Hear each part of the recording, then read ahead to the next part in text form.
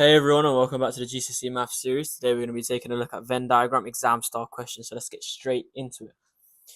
So we are asked to shade the region which represents A, N, B.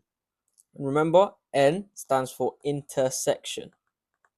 Remember this, and union or U stands for union, which means to combine them both. Okay.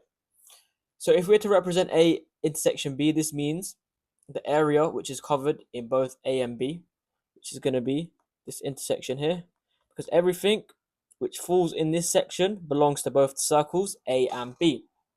Okay, shading the region which represents A or B, well, union stands for also A or B. This means anything that falls within these circles. Therefore, this is our shaded region. Okay, moving on. It says out of 50 people surveyed, 30 have a brother, 25 have a sister, 6 have neither a brother or a sister. Use this information to complete the Venn diagram. So we have that 6 people have neither a brother or a sister, and 30 have a brother. So within our red circle, there needs to be 30 people accounted for, and within our orange circle, there needs to be 25 accounted for. So now what we need to do is we need to add up all of our accounted for components. So 30 plus 25 plus, well, that's equal to 55. Then we need to work out what is going to be common. So in this case, we know that 6 people have neither a brother or a sister, right? Therefore, we have 50 minus 6 is equal to 44, which means that 44 people need to be accounted for in the brother and sister Venn diagrams, okay? And look, we've seen that 55, if we had to plug in 30 and 25, we notice that we have 55 already there. But the way we combat this is we do 55 minus 44 to give us 11, and now 11 is our common, because 11 is the difference between what our raw counting data is to whereas 30 and 25. So when we have 55 and we have 44, it shows us that 11 people have been double counted for. Therefore, 11 should go in the middle. Now, looking at our red circle, we need 30 people to be accounted for. We already have 11 from our intersection point here. Therefore, 30 minus 11 gives us 19. Therefore, we put our 19 there. Looking at our 25, we have 25 minus 11, which is already accounted for in our intersection point, gives us 14, and that is our completed Venn diagram. Okay, looking at question number 10. Sammy asked 60 people which sports they like from rugby, football, and cricket. 8 people like all three, 17 like rugby and football, 13 like football and cricket, 19 like rugby and cricket, etc., etc. So drawing our Venn diagram, remember we have 3 events, so we need to draw 3 circles in this case. So this is our template for our Venn diagram. We have rugby, football, and cricket. Remember, we always start with our intersection point, so we plug in our 8 here. Now looking at it, it says 17 people like our rugby and like football, which means in this intersection point, which I'm highlighting, there needs to be 17 people accounted for. In the middle part, we already have 8 accounted for, therefore 17 minus 8 gives us our 9. Therefore, we plot in our 9 here, and as you can see in our red part, we already have, we have 17 people accounted for. Looking at football and cricket, it says 13 people like it, therefore, in this little intersection point here, we have football and cricket, and 13 people need to be there. So that means 13 minus 8 gives us 5, so 5 goes in this part here. Now looking at our final one, we have rugby and cricket intersection. It tells us that 19 people like rugby and cricket, and we already have 8 already counted for, therefore we have 11 in this point here. Now, It tells us that in total, 35 people like football, which means in this entire football circle, as you can see, I'm highlighting here, there needs to be uh 35 people accounted for. We already have 9 plus 8 plus 5 accounted for.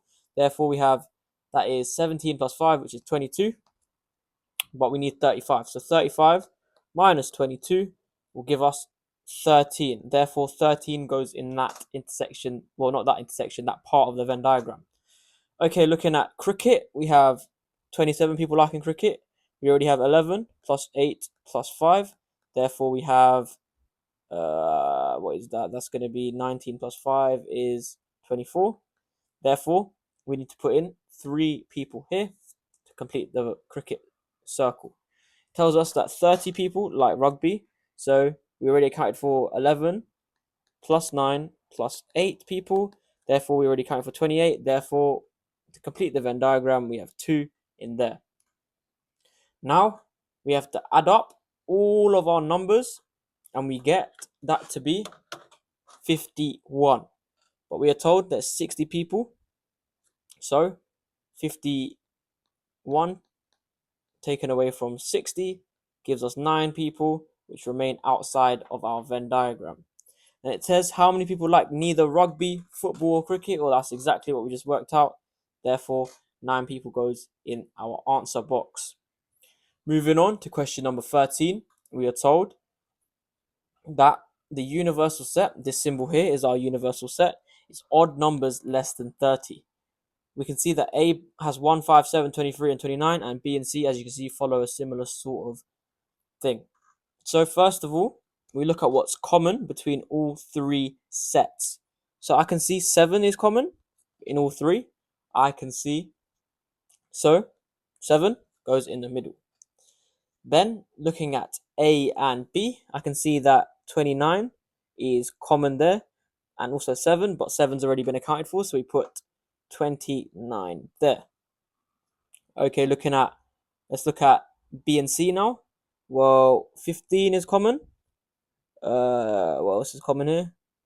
15 is common, and that's it. So 15 is going to go in this intersection because 7 is already accounted for. Now looking at A and C, I can see that what is common between A and C, or nothing other than 7. So we just leave it as it is. Okay, now let's look at A. So the numbers that have not already been accounted for are 1, 5, and 23. So I'll put them in there.